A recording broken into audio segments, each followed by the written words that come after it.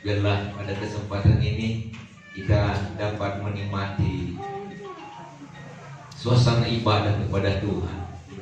Ya, biarlah kita nanti semua diberkati oleh Tuhan, mengalami mujizat pertolongan Tuhan. Karena bagaimanapun setiap kita yang manusia selalu merindukan suatu kuasa pertolongan Tuhan. Mengapa? Karena memang kita adalah manusia yang terbatas. Tidak ada yang super. Yang manusia ini saudara, tidak ada yang super. Ya, semuanya hanya oleh karena anugerah Tuhan. Kalau manusia itu kuat karena oleh anugerah Tuhan. Kalau manusia itu berhasil karena anugerah Tuhan. Kalau manusia itu sehat-sehat oleh karena anugerah Tuhan. Amin. Saudara percaya? Tidak ada yang oleh karena kekuatan dan kemampuan yang datang dari manusia itu sendiri. Manusia hanya bisa berusaha, manusia hanya bisa merancang, tetapi selalu juga yang menentukan adalah Tuhan. Haleluya. Ada percaya? Percaya kepada Tuhan? Nah, jadi itulah sebabnya saudaraku, bagaimanapun juga kita semua tetap merindukan Tuhan dalam hidup kita. Tuhanlah segala-galanya dalam hidup kita. Tuhanlah andalan hidup kita. Nah, pada siang hari ini saudaraku, pada kesempatan ini saya mau menyampaikan kepada kita firman Tuhan. Ibadah itu berguna dalam segala hal. Inilah temanya saudara. Ibadah itu berguna dalam segala hal. Ya, dalam segala hal. Kita baca saudara 1 Timotius pasal 4 ayat 7 sampai 8.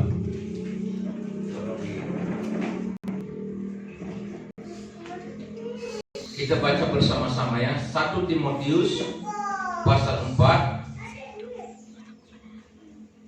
ayat 7 sampai 8. Sudah dapat? Mari kita baca bersama-sama. Tetapi jauhilah tahayul dan dongeng nenek-nenek tua. Sekali lagi ya, serentak ya. Kita bisa bersama-sama. Amin. Tetapi jauhilah tahayul dan dongeng nenek-nenek tua. Laki-laki beribadah. Ayat 8. Latihan badani terbatas gunanya, tetapi ibadah itu berguna dalam segala hal. Karena mengandung janji, baik untuk hidup ini maupun untuk hidup yang akan datang. Jadi ibadah itu berguna dalam segala hal. Dalam segala hal apa saudara? Yang melingkupi kehidupan kita. Untuk hidup saat ini, juga untuk hidup yang akan datang. Jadi ibadah itu penting. Jangan kita condong kepada tahayul-tahayul, cerita-cerita dongeng, apalagi ajaran-ajaran nabi-nabi palsu yang hanya menyeret kita, yang hanya menggiring kita ke jalan yang salah. Hanya menggiring kita ke jalan yang salah. Jadi itulah maka dikatakan tadi di dalam ayat yang ke-7, jauhilah tahayul-tahayul, nenek-nenek tua. Tahulah nenek-nenek tua, nenek-nenek dari dulu kan belum mengenal apa itu ibadah kepada Tuhan yang hidup, kepada Tuhan yang Maha Kuasa. Yang mereka tahu adalah ibadah kepada batang kayu mungkin, batu-batu yang aneh-aneh mungkin, kan begitu saudara. Inilah yang disebut saudaraku ibadah yang tahayul-tahayul. Lalu mereka menciptakan sesuatu cerita dongeng yang senantiasa tidak ada faedahnya, tidak ada kuasanya. Tetapi kita saat ini saudara yang sudah mengenal Tuhan yang hidup, Tuhan yang Maha Kuasa dalam Yesus Kristus, maka kita mengalami mujizat itu. Kita dipulihkan dari sehari ke sehari, semakin dipulihkan, semakin dipulihkan. Ada banyak kita melihat saudaraku orang yang hidup di dalam kegelapan, berlumuran lumpur dosa. Ketika mereka mengenal Yesus Kristus, mereka mau hidup di jalan Tuhan dan mengikuti jalan Tuhan ini saudara, maka dipulihkan dari sehari ke sehari. Banyak kita mendengarkan kesaksian-kesaksian kemenangan ya, dari anak-anak Tuhan, hamba-hamba Tuhan. Kalau di zaman Taurat, saudara, orang yang berdosa itu setiap dia melakukan satu dosa, satu pelanggaran, maka harus mati, dikorbankan seekor lembu yang paling bagus, yang tidak bercacat, lalu dibawa kepada imam, lalu dipotong dan dicurahkan darahnya. Nah, bayangkan kalau saudara melakukan 2, 3, 4, 5 macam dosa. Sanggupkah saudara saat ini melakukan penebusan dosa dengan 5, 10 ekor lembu? Saudara yang kasih, inilah anugerah di dalam Tuhan kita, Yesus Kristus yang berbeda. Amin. Dari Taurat dan Injil. Amin. Ya.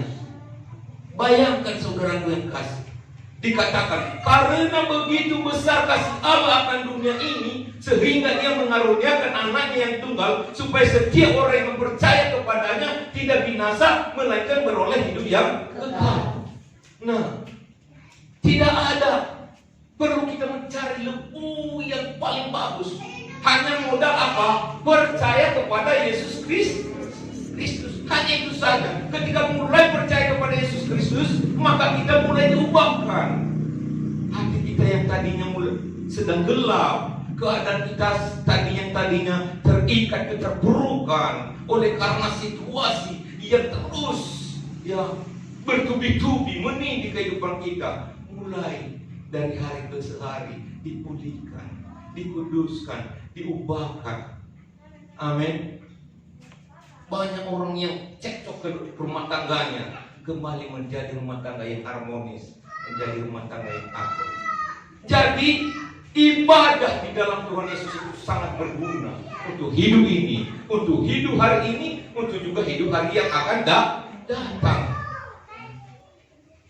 Tidak ada manusia yang bisa diselamatkan, saudaraku, di bawah kolong langit ini selain dengan mengenal kepada Yesus Kristus, di mana tertulis Kisah Para Rasul pasal 4 ayat 12 mengatakan bahwa di bawah kolong langit ini tidak ada nama lain yang olehnya manusia diselamatkan selain di dalam Yesus Kristus. Nah, kalau kita mau mencari mujizat, kita lain juga mengatakan bahwa mulai dari kecilnya, dari lahirnya hingga besar, hingga dia terangkat ke surga, dia adalah pelaku mujizat. Amin. Kita bersyukur. Nah, saudara yang kasih, jadi ibadah itu berguna dalam segala hal, untuk hidup ini dan untuk hidup yang akan datang. Kita menjalani hidup bukan hanya satu hari ini, kita masih menjalani hidup esok, lusa, minggu yang akan datang. Maka dengan itu saudaraku, semangatlah terus untuk beribadah. Haleluya. Ya, semangat terus. Rindukan terus beribadah kepada Tuhan. Jangan saudara yang kasih timbul muncul, ya, timbul tenggelam. Nah, muncul tenggelam. Jangan seperti kapal selam. Tahu kapal selam, saudaraku? Ya. Kadang lamaan menyelam baru meluncur. Jangan seperti kunang-kunang. Tahu kunang-kunang? Kalau malam itu saudara yang kasih, kadang terang, kadang gelap, kadang terang, kadang gelap. Nah, itu saudara yang kasih, kunang-kunang namanya. Jadi ibadah orang Kristen jangan seperti kunang-kunang. Kadang ibadah, kadang enggak, kadang beribadah, kadang enggak. Ya. Karena apa, saudara? Karena ibadah itu berguna dalam segala hal. Mungkin saat ini sepertinya tidak ada artinya. Kita beribadah, kita datang ke gereja, kita mau memuji menyembah kepada Tuhan. Nah, ya hanya gitu-gitu aja. Tetapi saudaraku, kita tidak tahu ada satu saat itu saudaraku kasih sangat menolong kehidupan kita. Nah, jadi itu maka ibadah itu saudaraku sangat berguna, bahkan menerangi hati kita. Dengan kita berkumpul seperti ini, saling menyapa satu dengan yang lain, ya. Apalagi tadi saudaraku tidak ada prokes, protokol kesehatan. Nah, sekarang kan dibatasi jarak, ya. Percakapan juga dibatasi. Untuk saling bersalam-salaman secara langsung juga dibatasi. Kan begitu ya. Kalau saudara kasih dan kita bebas, waduh, semakin semangat, semakin semangat. Inilah perlu kita berdoa supaya terbebas dari keterpurukan bangsa dan negara kita Indonesia ini, rakyat kita Indonesia ini. Amin. Haleluya. Nah, saudara yang terkasih, ya, ada beberapa kriteria ibadah itu yang perlu kita mengerti. Mari kita baca di dalam 1 Samuel pasal 7. 1 Samuel pasal 7. Iya, mulai ayat 2. 1 Samuel pasal 7 mulai ayat 2 sampai ayat yang ke-14. Saya membacakannya, saudaraku dengarkan baik-baik. 1 Samuel pasal 7 mulai ayat 2 sampai ayat yang ke-14. Sejak saat tabut itu tinggal di Kiriat Yearim, berlalulah waktu yang cukup lama, yakni 20 tahun, dan seluruh kaum Israel mengeluh kepada Tuhan. Ayat 3. Lalu berkatalah Samuel kepada seluruh kaum Israel demikian: jika kamu berbalik kepada Tuhan dengan segenap hati, maka jauhkanlah para Allah asing. Allah di sini, saudaraku yang kasih, melambangkan berhala A kecil, ya. Maka jauhkanlah para Allah asing, ya, dan para asitoret dari tengah-tengahmu, dan tujukan hatimu kepada Tuhan. Tuhan di sini adalah Allah yang Maha Kuasa, Tuhan huruf besar, dan beribadahlah hanya kepadanya, maka Ia akan melepaskan kamu dari tangan orang Filistin. Ayat 4. Kemudian orang-orang Israel menjauhkan para Baal dan para Asitoret dan beribadah hanya kepada Tuhan. Lanjut. Lalu berkatalah Samuel, kumpulkanlah segenap orang Israel ke Mizpah, maka aku akan berdoa untuk kamu kepada Tuhan. Setelah berkumpul di Mizpah, mereka menimba air dan mencurahkannya di hadapan Tuhan. Mereka juga berpuasa pada hari itu dan berkata di sana, kami telah berdosa kepada Tuhan. Dan Samuel menghakimi orang Israel di Mizpah. Ketika didengar orang Filistin bahwa orang Israel telah berkumpul di Mizpah, majulah raja-raja kota orang Filistin mendatangi orang Israel. Serta didengar orang Israel demikian, maka ketakutanlah mereka terhadap orang Filistin. Lalu kata orang Israel kepada Samuel, janganlah berhenti berseru bagi kami kepada Tuhan Allah kita, supaya Ia menyelamatkan kami dari tangan orang Filistin itu. Sesudah itu Samuel mengambil seekor anak domba yang menyusu, lalu mempersembahkan seluruhnya kepada Tuhan sebagai korban bakaran. Dan ketika Samuel berseru kepada Tuhan bagi orang Israel, maka Tuhan menjawab dia. Sedang Samuel mempersembahkan korban bakaran itu, majulah orang Filistin berperang melawan orang Israel. Tetapi pada hari itu Tuhan mengguntur dengan bumi yang hebat ke atas orang Filistin dan mengacaukan mereka, sehingga mereka terpukul kalah oleh orang Israel. Keluarlah orang-orang Israel dari Mizpah, mengejar orang Filistin itu dan memukul mereka kalah sampai Hilir Bekar. Kemudian Samuel mengambil sebuah batu dan mendirikannya antara Mizpah dan Yesana. Ia menamanya Ebenezer. Katanya, sampai di sini Tuhan menolong kita. Demikianlah orang Filistin itu dituduhkan dan tidak lagi memasuki daerah Israel. Tangan Tuhan melawan orang Filistin seumur hidup Samuel. Dan kota-kota yang diambil orang Filistin daripada Israel kembali pula kepada Israel, mulai dari Ekron sampai Gad, dan orang Israel merebut daerah sekitarnya dari tangan orang Filistin. Antara orang Israel dan orang Amori ada damai. Haleluya. Luar biasa, saudaraku, sebuah kisah di mana waktu itu, saudaraku, selama 20 tahun orang Israel mengalami suatu keluhan, ya, sering berseru memohon pertolongan, oh Tuhan, bagaimana nasib kami ini?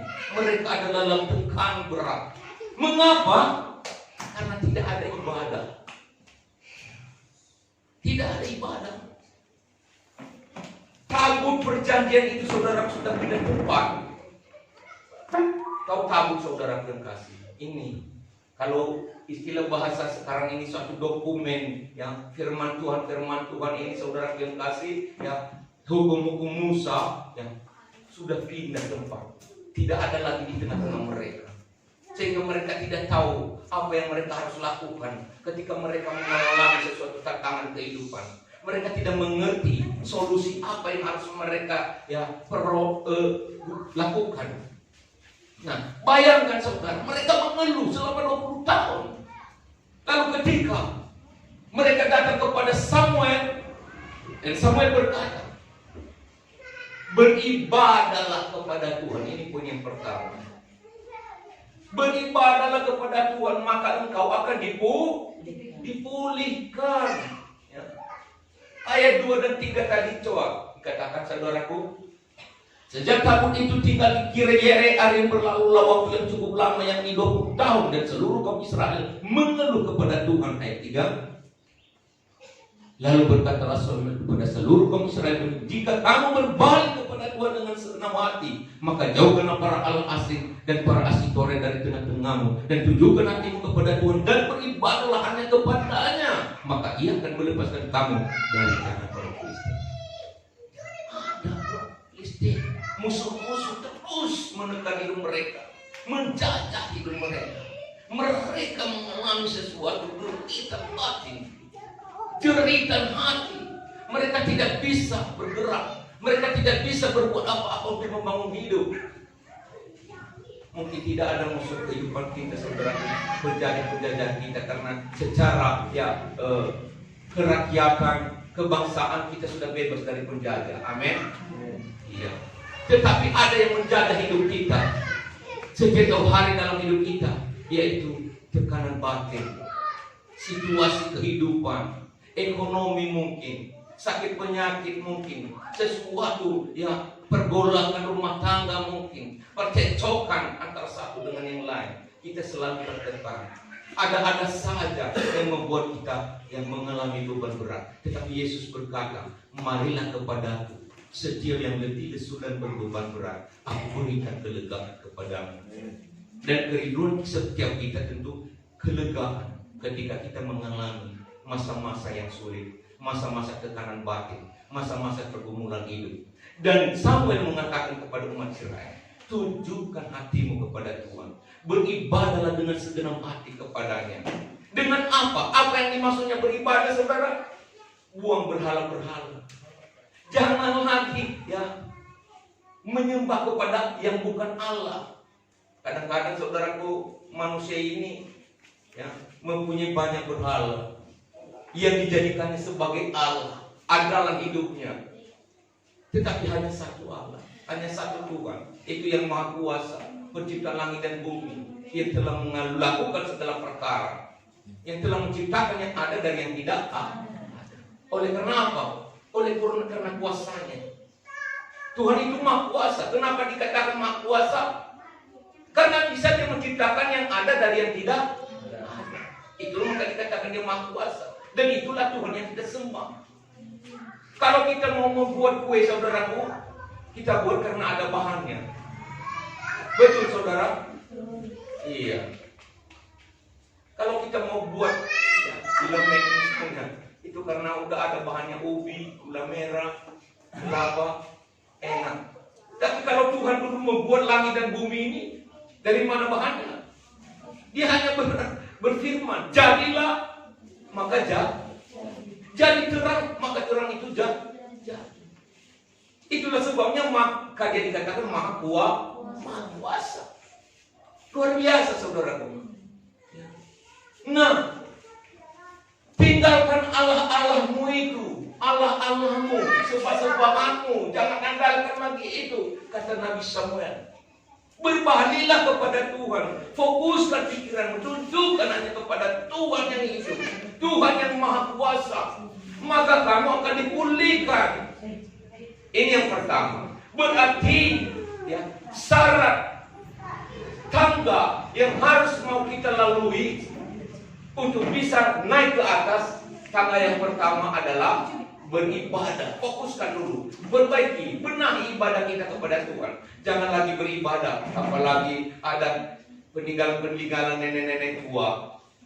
Ada ajiman-ajiman. Beberapa minggu yang lalu kita sudah belajar mengenai perkakas-perkakas iblis yang tidak perlu kita gunakan.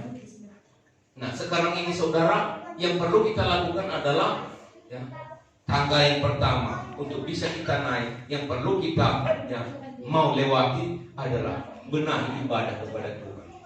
Apa ibadah itu? Jangan lagi ada yang menjadi ada lebih daripada Tuhan. Jangan lagi ada andalan yang lebih daripada Tuhan. Apalagi kuasa kegelapan dunia ini. Apalagi syarat-syarat tahayul-tahayul, dongeng-dongeng yang harus dilakukan oleh orang-orang dunia. Jangan ikut-ikutan.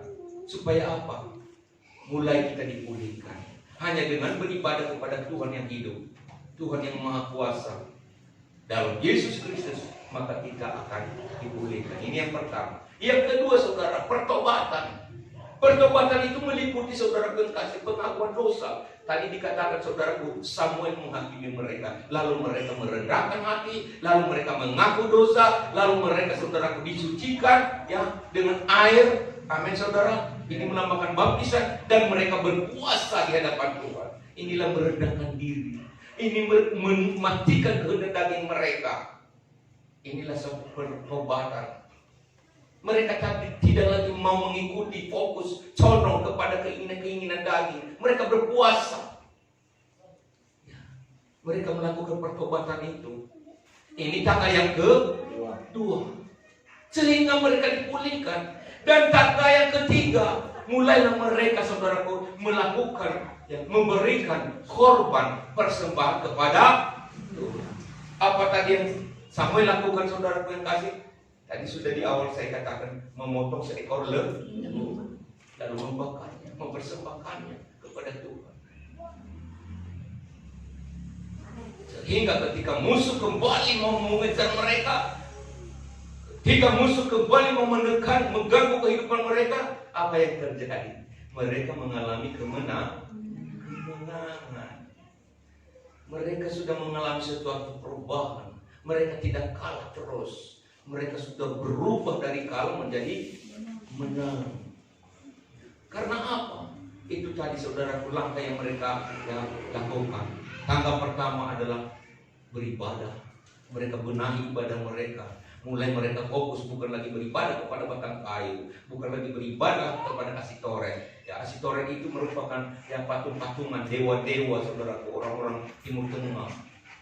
Mulai mereka beribadah kepada Tuhan yang hidup, Tuhan yang Maha Kuasa. Lalu saudara kekasih, yang kedua, mereka mulai perbaiki hidup mereka. Mereka tidak condong lagi mengikuti kehendak daging mereka. Mulai mereka berpuasa, mengalahkan tabiat daging. Puasa itu saudaraku melawan apa? Tabiat daging, kehendak daging, keinginan daging. Itulah mereka berpuasa. Mungkin ada daging menginginkan sesuatu hal, lalu mereka singkirkan semuanya itu. Mereka hanya fokus untuk mau mempermuliakan Tuhan. Mereka hanya mau menyembah kepada Tuhan, memandangkan puji-pujian untuk Tuhan. Nah, yang ketiga saudara kekasih, apa yang mereka miliki, mereka diberikan kepada Tuhan korban, sehingga Tuhan melihat akan mereka. Mulai memperhatikan hidup mereka. Ini anak-anakku ini sudah mulai ada kemajuan. Mereka mulai melakukan langkah-langkah yang membuat mereka mengalami sesuatu kemenangan. Dan Tuhan mudah saja bagi Tuhan lalu mengguntur dari langit. Ketika ada musuh mau menghadang mereka, maka dikatakan tadi saudara kekasih, Tuhan yang menghadapi musuh itu bukan lagi mereka. Amin. Kalau tadi mereka saudaraku, mereka selalu kalah. Tetapi ketika Tuhan yang turun tangan, mereka menjadi berkemenangan, dipulihkan. Kan begitu saudaraku. Inilah renungan firman Tuhan buat kita pada kesempatan ini. Mari harga ibadah kepada Tuhan. Ibadah itu saudaraku meliputi buang berhala-berhala. Jangan sembah berhala. Amin. Yang kedua, bertobat dari segala tabiat daging kehendak daging. Dan yang ketiga, mulailah belajar memberi apa yang terbaik untuk Tuhan. Berkorban Karena itu juga saudaraku dikatakan dalam Alkitab, kasih menutupi banyak dosa. Menggerakkan Tuhan untuk turun tangan menolong kehidupan kita. Apa yang mau kita persembahkan kepada Tuhan? Hidup kita, tubuh kita, waktu kita. Kadang-kadang waktu kita juga saudaraku kita borong terus. Lah sempat aku ya berdoa sekali pagi hari. Lah sempat aku muji-muji Tuhan sekali. Padahal ada waktu. Kita yang mengatur waktu, bukan waktu yang mengatur kita. Aku masih sempat beribadah ke gereja. Ya kalian aja lah hari ini. Karena aku sibuk. Sibuk itu tidak ada habis-habisnya. Kalau kita mau katakan sibuk, ada aja kesibukan terus. Tetapi ini saudara yang kasih. Disinilah Tuhan tergerak hatinya melihat kehidupan kita ketika kita mau fokus kepadanya. Saya lihat saudaraku, ini dulu jemaat-jemaat dulu saudara, wah selalu antusias untuk beribadah.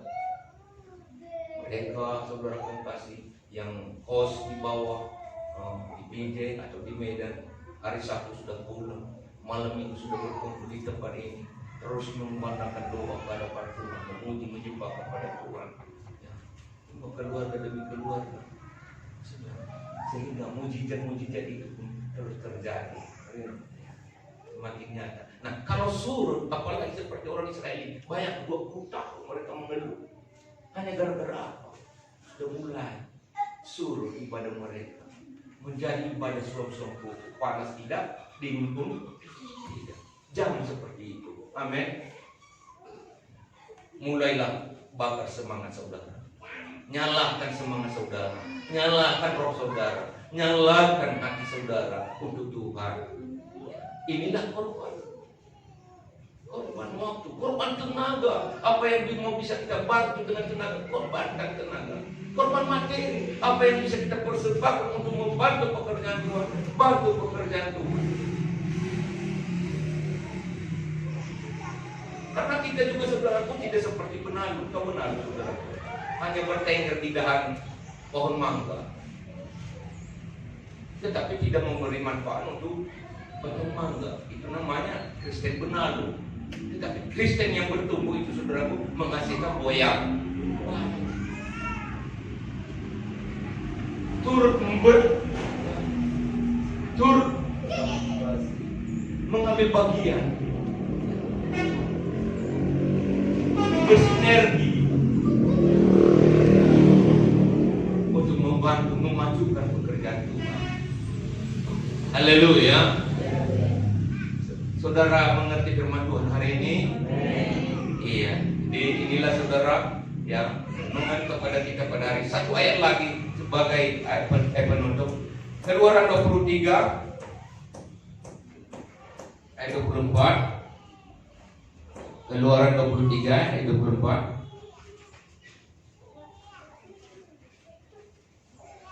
Iya, dengarkan. Janganlah engkau sujud menyembah kepada Allah mereka atau beribadah kepadanya, dan janganlah engkau meniru perbuatan mereka, tetapi haruslah engkau memusnahkan sama sekali patung-patung berhala buatan mereka dan tugu-tugu berhala mereka. Haruslah kau remukkan sama sekali. Ayat 25. Tetapi kamu harus beribadah kepada Tuhan Allahmu, maka Ia akan memberkati roti makananmu dan air minumanmu, dan Aku akan menjauhkan penyakit dari tengah-tengahmu.